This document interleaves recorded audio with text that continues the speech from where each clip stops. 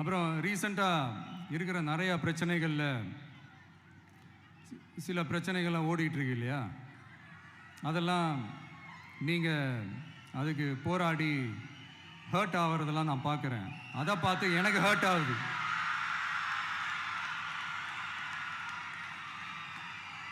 அதெல்லாம் நான் பார்த்துக்கிறேன். நாமளும் நீங்களும் சேர்ந்து மக்களுடைய பிரச்சனைகளை மட்டும் பார்ப்போம். சரிங்களா? அவ்வளோலாம் ஹர்ட் ஆகுதுங்க, அதெல்லாம் வருத்தலாம் கிடையாது.